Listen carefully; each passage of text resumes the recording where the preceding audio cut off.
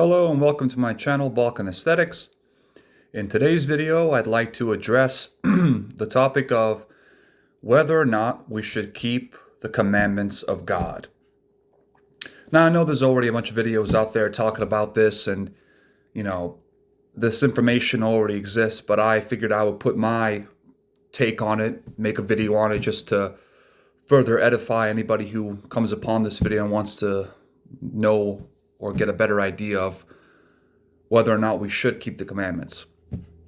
The short answer is yes, we should, okay? But the only way we're going to be able to keep the commandments is if we become purified through the blood of Christ. So you first have to find Christ, you have to be born again, and then after you're born again, you'll get that new operating system in your mind to where you'll be able to follow the commandments quite easily, because it's no longer your will that's operating in your spirit, it's the will of Christ. So what I'm going to do is I'm going to reference some scripture to back up why you should do the commandments. And there are two versions of it, or two different translations depending on what Bible you're using. The King James Version and the NIV have different translations, but they mean the same thing. So first, I'm going to read from the NIV. Okay.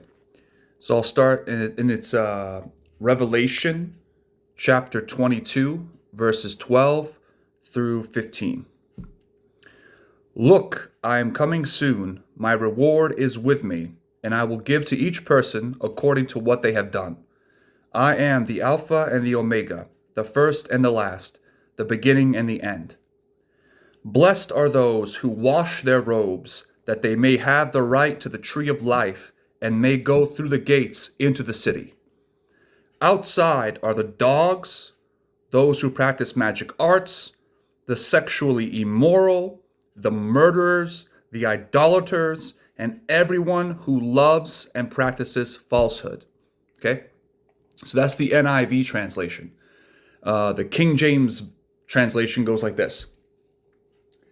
Blessed are they that do his commandments, that they may have right to the tree of life and may enter in through the gates into the city.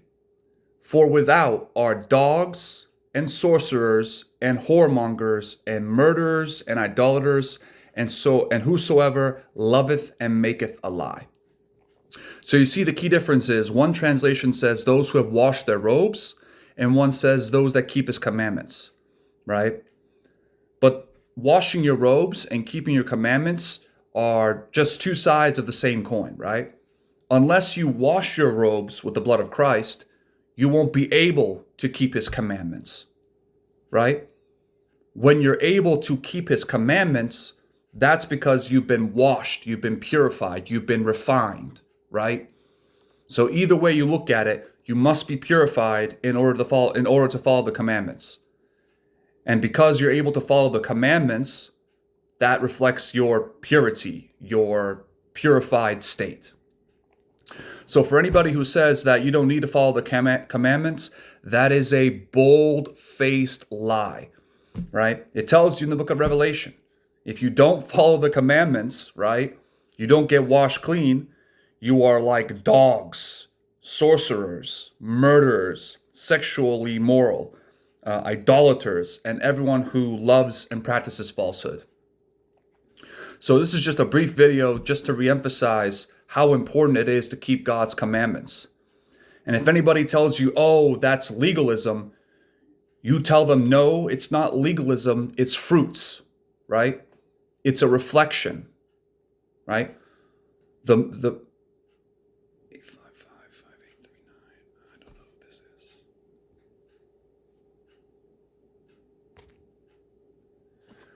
It's a reflection. So let me just go back. I was just interrupted with a call. If anybody tells you, oh, following the commandments is legalism, you tell them, no. Following the commandments are fruits, right? Fruits of the Spirit. Fruits of being born again. Another way you can phrase it is saying, following the commandments is a reflection of your new life, your born again status, right? It's like when you look in the mirror, right? The mirror by itself doesn't make a reflection, right? The mirror reflects what's in front of it. Okay? So you keeping his commandments is a reflection of your purified state, of your born again status, your new operating system, your new way of thinking, because now Christ is living in you.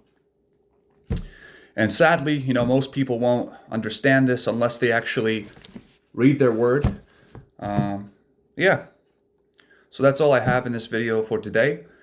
If you like the video, give it a like. If you want to subscribe, go ahead and do so. If you want to leave any comment for any future video you'd like me to do, I'd be happy to oblige. And as always, God gets the glory. See you next time.